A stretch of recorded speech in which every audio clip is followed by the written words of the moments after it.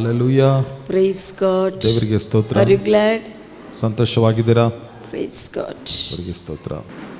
Say to one another, ಒಬ್ಬರಿಗೊಬ್ಬರು ಹೇಳ್ರಿ, Christianity is not a religion. ಕ್ರೈಸ್ತತ್ವವು ಒಂದು ಧರ್ಮವಲ್ಲ, It is a relationship with Father God.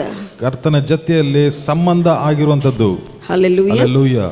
In John 14:10 Jesus said, ಯೋಹನ ಬರೆದ ಸುವಾರ್ತೆ 14:10 ಯೇಸು ಸ್ವಾಮಿ ಹೇಳಿದ್ದಾನೆ, I am in the Father, Father is in me. ನಾನು ತಂದೆಯಲ್ಲಿದ್ದೇನೆ, ತಂದೆ ನನ್ನಲ್ಲಿದ್ದಾನೆ. In the same way, we as his children, we are in Christ, Christ is in us. ಅದೇ ರೀತಿಯಲ್ಲಿ ನಾವು ಆತನ ಮಕ್ಕಳಾಗಿ ನಾವು ಆತನಲ್ಲಿದ್ದೇವೆ, ಆತನ ನಮ್ಮೊಳಗಿದ್ದಾನೆ. That means we are in the Father, Father is in us.